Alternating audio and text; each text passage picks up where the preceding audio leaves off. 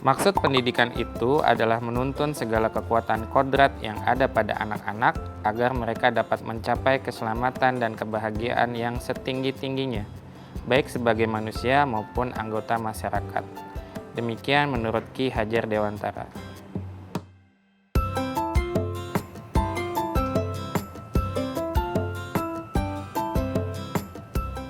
Sedang apa sih, Pak? Coaching dapat menjadi salah satu cara untuk menuntun kekuatan kodrat yang ada pada peserta didik, dan guru dapat berperan sebagai coach bagi peserta didiknya. Pak, apa sih, Pak? Lalu coaching itu apa? Ya ampun Bu, ini loh saya sedang membaca perihal coaching. Coaching itu adalah proses menghantarkan seseorang dari situasi di mana dia saat ini berada ke situasi yang diinginkannya di masa depan. Menurut International Coaching Federation, coaching adalah hubungan kemitraan dengan klien dalam suatu percakapan yang kreatif dan memicu pemikiran untuk memaksimalkan potensi pribadi dan profesionalisme klien. Aduh, saya harus belajar banyak nih. Ayo Pak, belajar bareng saya. Ibu, Oke. Salam dan bahagia teman-teman pendidik di seluruh Indonesia.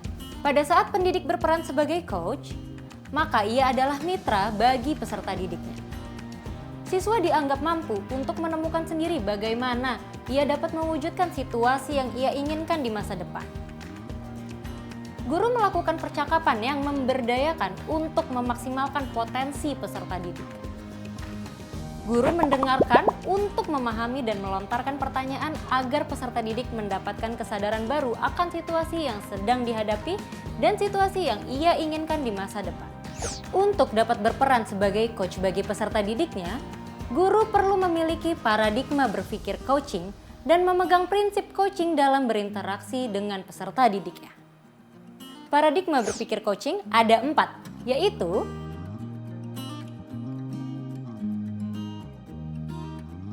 mari kita bahas satu persatu. Paradigma berpikir coaching yang pertama adalah fokus pada peserta didik. Berikut penjelasannya.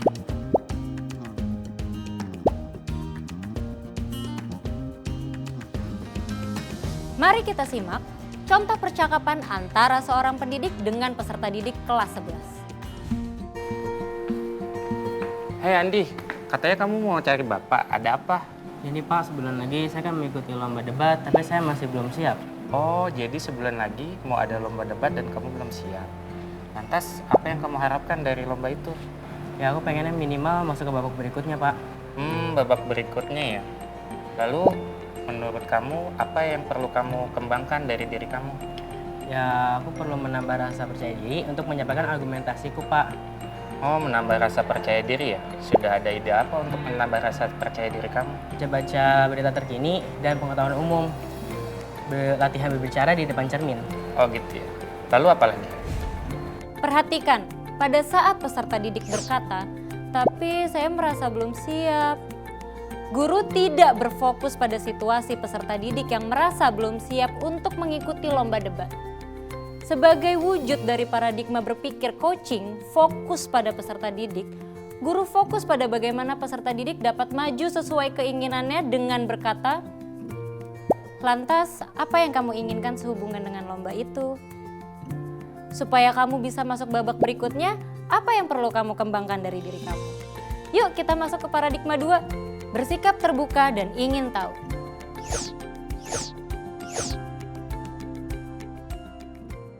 Agar pendidik dapat bersikap terbuka, pendidik perlu selalu berpikir netral terhadap apapun yang dikatakan atau dilakukan peserta didik. Jika ada penghakiman atau asumsi yang muncul di pikiran guru atas jawaban peserta didik, maka pendidik mengubah pikiran tersebut dalam bentuk pertanyaan untuk mengonfirmasi penghakiman atau asumsi itu secara hati-hati.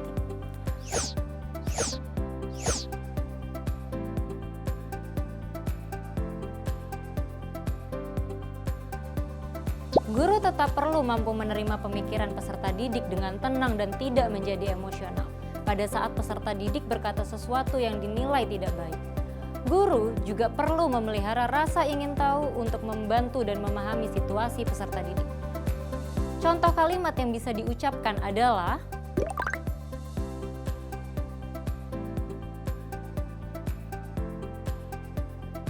mari beralih ke paradigma ketiga. Paradigma berpikir coaching yang ketiga adalah memiliki kesadaran diri yang kuat. Kesadaran diri yang kuat membantu pendidik untuk bisa menangkap adanya perubahan yang terjadi selama pembicaraan dengan peserta didik. Pendidik juga perlu menangkap adanya emosi atau energi yang timbul dan mempengaruhi percakapan, baik dari dalam diri sendiri maupun peserta didik. Paradigma berpikir coaching yang keempat adalah melihat peluang baru dan masa depan. Pendidik perlu mampu melihat peluang perkembangan yang ada dan juga bisa membawa peserta didik melihat masa depan. Coaching mendorong seseorang untuk fokus pada masa depan. Coaching juga mendorong seseorang untuk fokus pada solusi, bukan pada masalah. Karena pada saat kita berfokus pada solusi, kita menjadi lebih bersemangat dibanding jika kita berfokus pada masalah. Agar peserta didik bisa melihat peluang baru dan fokus pada masa depan, guru dapat mengajukan pertanyaan berikut kepada peserta didik.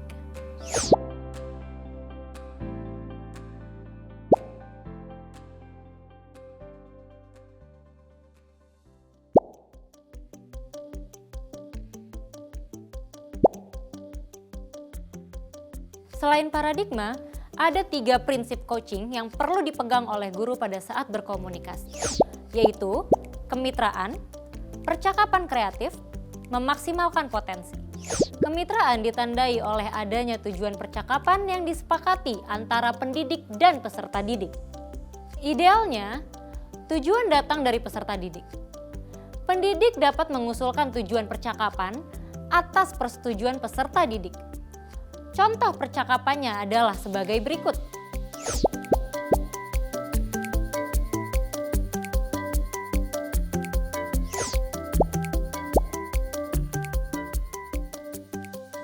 Prinsip yang kedua adalah percakapan kreatif yang berarti berlangsung 2 arah. Harap diperhatikan, ideal ya, peserta didik yang lebih dominan berbicara dibanding pendidik. Tujuan percakapan adalah untuk menggali dan memetakan situasi peserta didik, sehingga menghasilkan pemikiran atau ide-ide baru dari peserta didik. Lebih lanjut, mendengarkanlah lebih banyak dan ajukan pertanyaan yang memprovokasi peserta didik untuk berpikir. Dengan begini, peserta didik dapat menggali ke dalam dirinya, memetakan situasi yang sedang dia hadapi, dan menghasilkan pemikiran atau ide-ide baru. Harap diperhatikan untuk menahan diri untuk tidak memberi nasihat, saran, atau mengajari. Prinsip coaching yang ketiga adalah memaksimalkan potensi. Setiap percakapan harus ditutup dengan kesimpulan yang dinyatakan oleh peserta didik dan menghasilkan rencana tindakan. Contoh percakapannya adalah sebagai berikut.